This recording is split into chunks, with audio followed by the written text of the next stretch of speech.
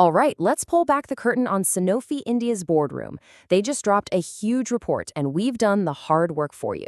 We're breaking down everything you absolutely need to know, and we're going to do it fast. So, a major board meeting just finished up. What did they actually decide? Well, on February 25th, the top brass at Sanofi India basically set the course for the entire year. The big question is, what came out of that meeting? Let's get right into it.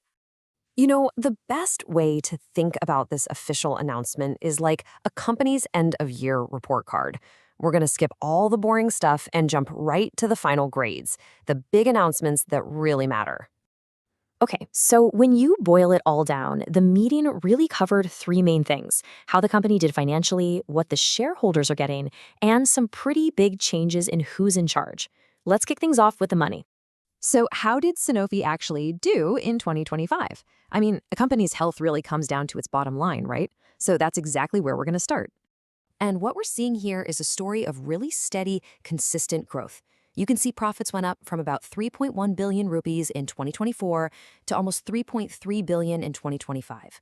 Now, look, it's not some crazy explosive jump, but that kind of stable upward climb, that's the textbook sign of a healthy, really well-run company. And you know what? We can actually trust these numbers. Here's why. Sanofi got what's called an unmodified audit opinion from their auditors, Price Waterhouse & Co. Now that sounds super technical, but all it really means is they got a clean bill of health. It's like a big stamp of approval saying, yep, these books are accurate and totally fair.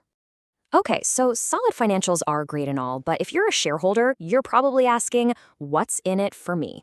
Well, that brings us right to the payout. Let's talk dividends. And here it is. This is the magic number everyone was waiting for. 123 rupees. That's the total dividend Sanofi India is paying out for every single share for the 2025 financial year. It's a straight-up cash return right back to the investors. So you might be wondering, how do they get to that 123 rupee figure? Well, it's actually in two pieces.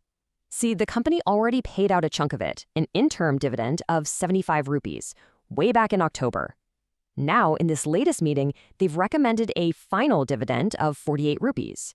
You add those two up, and bingo, you get your total of 123 per share. All right, we've talked money. Now let's talk about the people.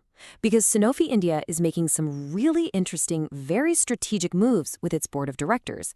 And trust me, this signals a major shift in what they're focusing on at the very top.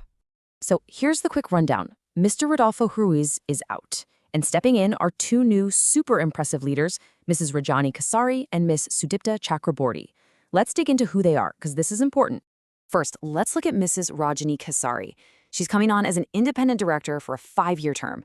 And her resume is, wow, just incredible. We're talking former CFO for huge companies like Nayara Energy and Wholesome India.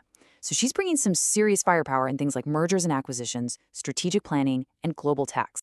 And then we have Miss Sudipta Chakrabarty, who's joining for a 3-year term as a whole-time director. Her background is just as impressive.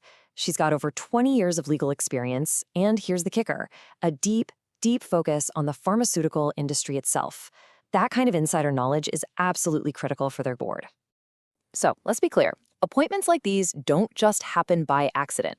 This is a very deliberate move. Sanofi is beefing up its board with absolute A-listers in finance and law. And you know, that really makes you wonder about what they're planning next. Okay, so we've covered a lot. What does it all mean when you put all the pieces together? Let's do a super quick summary of the big takeaways from this whole boardroom briefing. So, here it is in a nutshell. 3 key things to remember. 1, the financials are solid. We're talking steady growth and a clean audit. 2, shareholders are happy. A very nice dividend of 123 rupees per share is coming their way. And 3, the leadership is getting a major upgrade, bringing in some serious heavy hitters with M&A and legal skills. And all of this really leads to one giant flashing question. When a company like Sanofi deliberately stacks its board with experts in finance, mergers, and complex pharma law, you gotta ask yourself, what massive strategic move are they getting ready to make? That's the real question on everyone's mind now. Thanks for tuning in.